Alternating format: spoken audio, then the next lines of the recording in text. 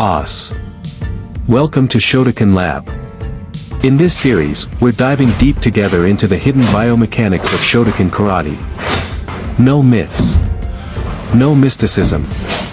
Here, we're chasing the real, what the body actually does, what truly generates the power, speed, and precision in our techniques. We'll analyze, break down, and even test, to scientifically understand the movements we've been practicing for decades. Why do they work so well? How can we optimize every single motion to become more effective, stronger, and more aware of our own body? Shotokan is an ancient art, but its physical logic is incredibly modern. Ready to rediscover your karate from a whole new angle? Then, let's get started.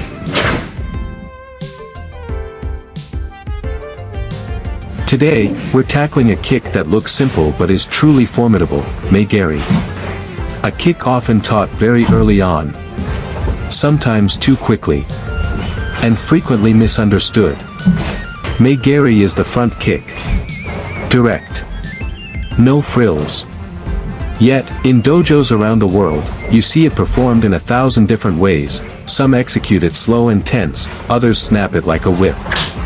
But the best, the ones who dominate in combat, do it in a very particular way. Behind this apparent simplicity lies a mechanism of extreme precision.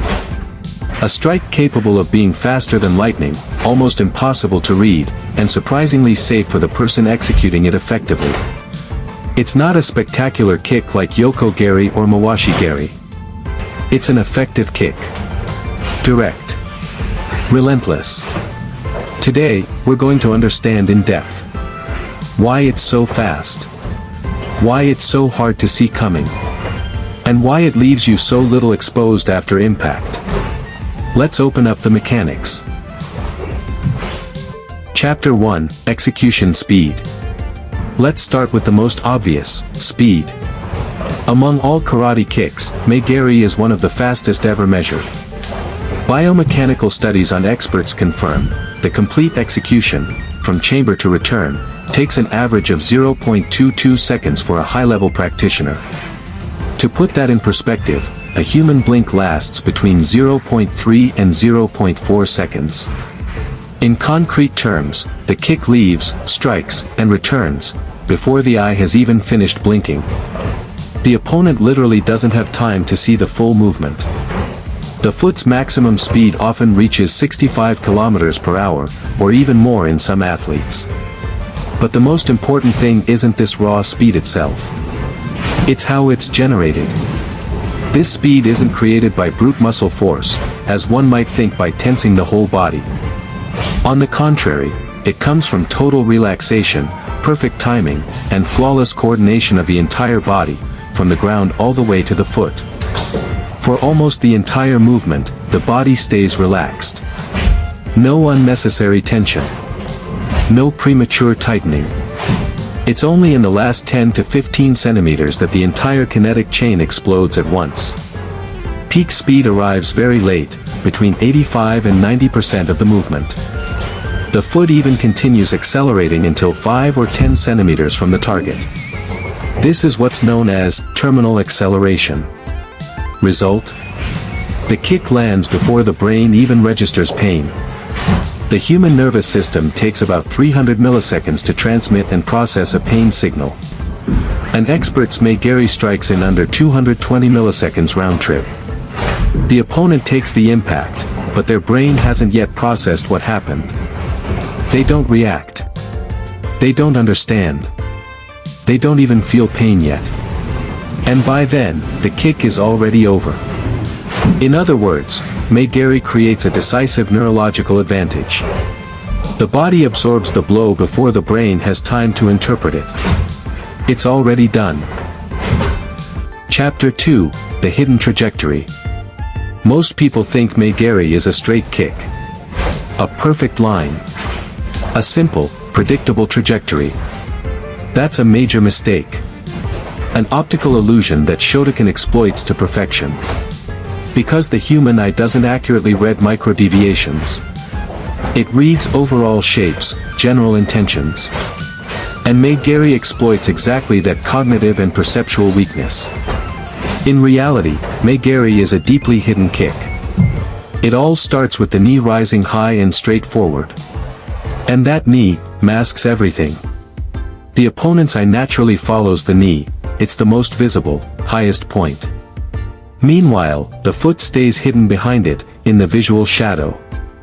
Then, just before full extension, the hips work silently. The supporting hip performs a subtle rotation, barely 10 to 15 degrees outward. To the naked eye, it's imperceptible. But mechanically, it's huge. This micro-rotation slightly opens the foot and creates about 12 centimeters of lateral deviation. 12 centimeters. Without the opponent seeing it coming. 12 centimeters, that's roughly the width of an average guard. It's the difference between blocking with the forearm, and taking it full force to the liver or solar plexus. It's not about aiming differently. It's about letting the hip do its work. But that's not all. Far from it. Mae Geri doesn't go straight to the target like a stake. It deliberately rises 5 to 8 centimeters above the intended point first. Then, brutally, it drops like an axe in under 80 milliseconds. Terminal descent speed, up to 12 meters per second. Impact angle, about 10 degrees downward. Result, it's no longer a simple lateral or horizontal impact. It's a brutal, concentrated, downward transfer of force.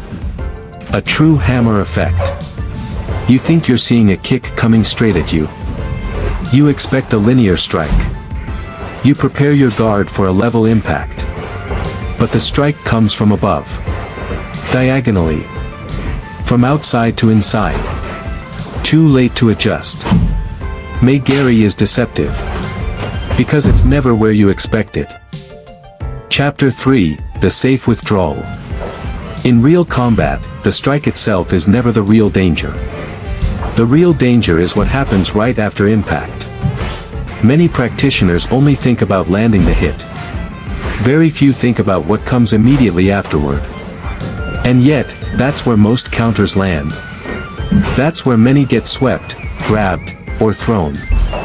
Mae Geri, however, has already planned for what comes next, built into its very design. After impact, the foot returns instantly along the same path. Withdrawal time measured in experts, between 0.11 and 0.18 seconds. In some cases, and this is fascinating, the return is even faster than the outward strike. Withdrawal speed, between 15 and 24 meters per second. Same path. Opposite direction. No opening created. No leg left hanging in the air like an invitation. You give the opponent neither timing, nor stable support, nor an obvious grip. A counter low kick. Too late, the foot is already down. A leg grab. Impossible, it's no longer there. A sweep or throw. Already over, you're back in guard. By the time the opponent decides to counter, analyzes the situation, and launches their response, the configuration has already changed. You're back in a solid position. Ready for what's next. That's what makes Mae Geri one of the safest kicks in traditional karate. You strike. You vanish. Effective. Clean. Without taking unnecessary risk. Mae Geri strikes like lightning, and disappears even faster. Conclusion. Mae Geri isn't just a simple kick. It's a strike, fast, hidden, and surprisingly safe. A neurological advantage. A deceptive trajectory. An instant withdrawal. And as is often the case in Shotokan, what appears simple on the surface, is actually profoundly sophisticated in its biomechanics. Understand these principles, and you'll understand why Mae Geri has endured across all styles and eras without ever losing its fearsome effectiveness. And this is just one technique among many others. Combat isn't just about striking. In the next episode, we'll move from attack to defense. Gedan Barai. A movement often reduced to a simple block. When in reality, it's a true dynamic shield. Capable of absorbing, deflecting, and breaking the opponent's initiative. right in the heart of the exchange. The autopsy of Shotokan continues. More analyses coming very soon. Train clean. Strike true. Os.